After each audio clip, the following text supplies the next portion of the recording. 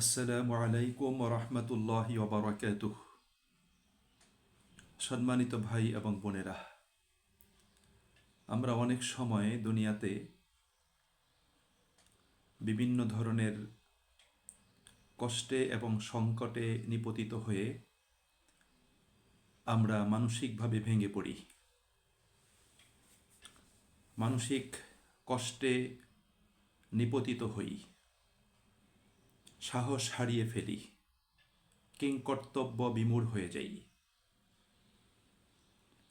আল্লাহ রাব্বুল আলামিন কোরআনুল কারীমে এমন কিছু কথা বলেছেন, আমরা যদি সে বিষয়গুলো জেনে এবং তার আলোকে পথ চলতে পারি, তাহলে সকল প্রকার মানসিক কষ্ট থেকে আমরা মুক্তি লাভ করতে সক্ষম হব এবং আমাদের প্রত্যেকের মনে মানসিক শান্তি ও প্রশান্তি আসবে। এই প্রসঙ্গে মহাগ্রন্থ আল কোরআন থেকে আমি কয়েকটি দিক নির্দেশনা উপস্থাপন করতে চাই, যার মাধ্যমে আমরা সকল প্রকার মানসিক কষ্ট যাতনা থেকে মুক্তি লাভ করে শান্তি এবং প্রশান্তি অর্জন করতে পারি। যেমন আল্লাহ সুবহানাহু ওয়া তাআলা বলেছেন, আলা বিজিক্রিল্লাহি তাতমাইন্নুল কুলুব, জেনে রাখো আল্লাহ পাকের স্মরণেই মনে প্রশান্তি আসে। মনের প্রশান্তির জন্য আল্লাহ তাআলার স্মরণ, তার জিকিরের বিকল্প নেই। এজন্য কোনো ব্যক্তি যদি মানসিকভাবে ভেঙে পড়ে, মানসিক কষ্টে নিপতিত হয়, তাহলে তার আল্লাহ পাককে কায় মনোবাক্যে স্মরণ করা উচিত, আল্লাহ পাকের দরবারে ধর্ণা দেওয়া উচিত।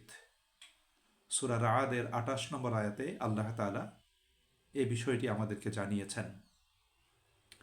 সূরা বাকারার ৬২ নম্বর আয়াতে আল্লাহ তাআলা বলেছেন, তোমরা যদি আল্লাহর প্রতি, শেষ দিবসের প্রতি ঈমান আনয়ন করো, জীবনে যদি সৎ, সুন্দর ও কল্যাণকর কার্য সম্পাদন করো, তাহলে তোমাদের কোনো ভয় থাকবে না এবং তোমরা চিন্তাগ্রস্ত হবে না।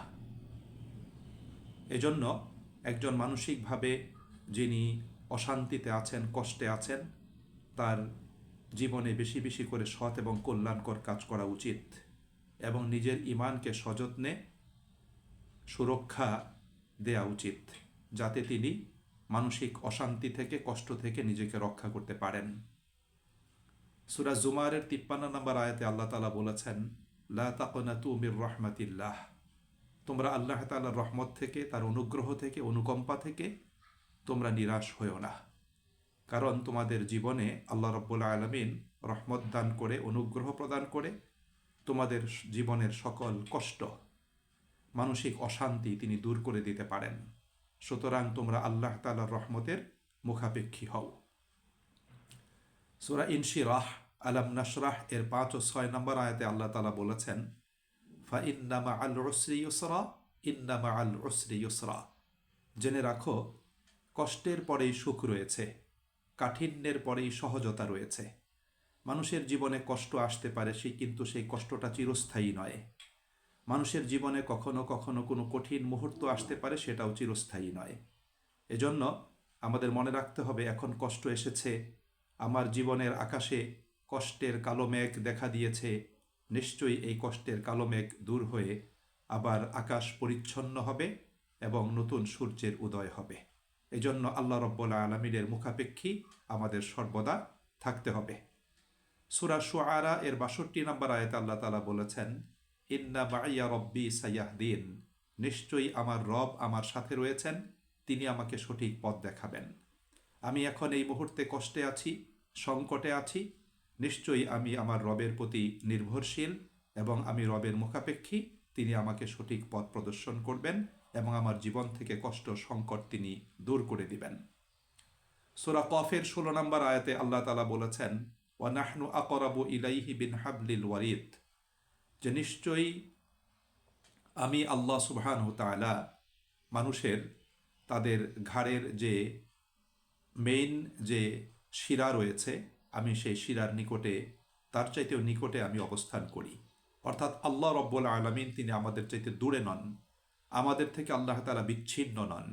এই জন্য যে কোনো সংকটে, যে কোনো কষ্টে, মুসিবতে পতিত হলে, মানসিক অশান্তি দেখা দিলে প্রকৃত শান্তির জন্য, প্রশান্তির জন্য, সংকট থেকে মুক্তির জন্য আল্লাহ পাকের দরবারে ধর্ণা দিতে হবে। মনে রাখতে হবে যে আল্লাহ আমার সাথে আছেন, আমি বিপদে একা নই, আমার এই বিপদ আল্লাহ তাআলা অবশ্যই দূর করে দিবেন। এজন্য আল্লাহমুখী হওয়া, আল্লাহ পাকের হুকুম অনুযায়ী জীবনযাপন করা।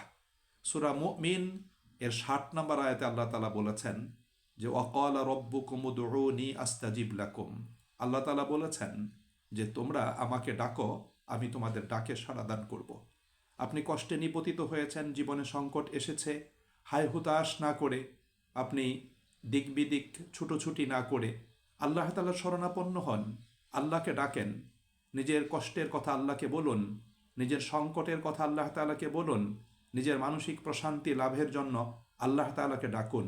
নিশ্চয়ই আপনি যদি সঠিকভাবে আন্তরিকতা নিষ্ঠার সাথে আল্লাহ তাআলাকে ডাকতে পারেন, তাহলে আল্লাহ তাআলা আপনার ডাকে সাড়া দান করে জীবনের সকল সংকট আল্লাহ রাব্বুল আলামিন দূর করে দিবেন।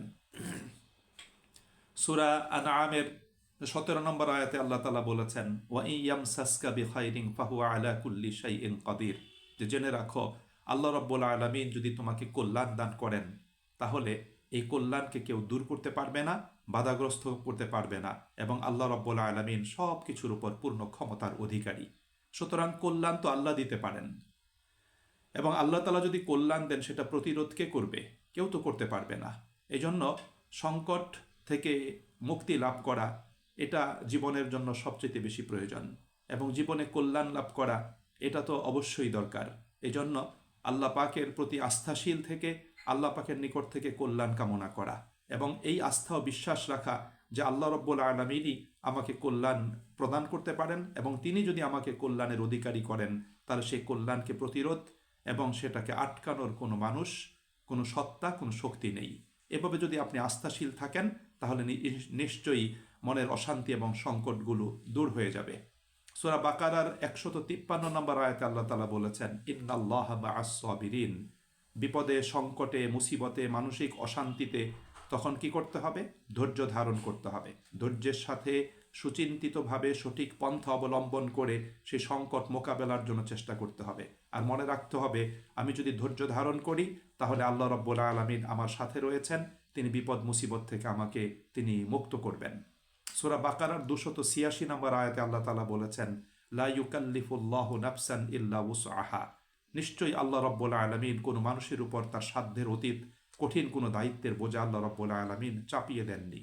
সুতরাং আমাদের প্রত্যেককে মনে রাখতে হবে যে আমি যে অবস্থাতে আছি, এই অবস্থা এটা আমার জন্য কঠিন নয়, এর চাইতেও কষ্টে, আরো বেশি কষ্টে, বেশি মুসিবতে কেউ না কেউ পতিত রয়েছে। সুতরাং তার চাইতে তো আল্লাহ রাব্বুল আলামিন আমাকে ভালো রেখেছেন। সুতরাং আল্লাহ পাকের প্রতি আস্থাশীল থাকতে হবে, এবং মনে রাখতে হবে যে আল্লাহ রাব্বুল আলামিন আমার জন্য যে সিদ্ধান্ত গ্রহণ করেছেন সেটাই আমার জন্য কল্যাণকর। এবং সর্বশেষে আরেকটি আয়াত আমি বলতে চাই, সেটা হলো সূরা তলাকের 3 নম্বর আয়াত। আল্লাহ তাআলা বলেছেন ওয়ামাই ইয়াতাওয়াক্কাল আলাল্লাহি ফাহুয়া হাসবুহ। যে ব্যক্তি আল্লাহ তাআলার উপর তাওয়াক্কুল করবে, আল্লাহ পাকের উপর আস্থাশীল হবে, আল্লাহ পাকের উপর নির্ভর করবে, আল্লাহ রাব্বুল আলামিন তার জন্য যথেষ্ট হয়ে যাবেন। এই জন্য জীবনে সকল প্রকার কষ্টে, মুসিবতের সময়, মানসিক অশান্তির সময়, জীবনে কল্যাণ লাভের জন্য, মানসিক প্রশান্তি পাওয়ার জন্য অবশ্যই আমাদেরকে আল্লাহ পাকের উপর তাওয়াক্কুল করতে হবে। মনে রাখতে হবে আল্লাহ রাব্বুল আলামিন তিনি হলেন সব কিছুর কর্মবিধায়ক, তিনি সব কিছুর কার্যনির্বাহী। এজন্য আল্লাহ রাব্বুল আলামিনের এই কোরআনের এই বক্তব্যগুলোর আলোকে যদি আমরা পথ চলতে পারি, ইনশাআল্লাহ জীবনে আমাদের শান্তি আসবে, স্বস্তি আসবে, আমরা প্রশান্তি লাভ করতে পারবো, এবং মানসিক সকল প্রকার অশান্তি থেকে, সংকট থেকে আমরা মুক্তি লাভ করে জীবনটাকে আমরা সঠিক পথে পরিচালিত করতে আমরা সক্ষম হব।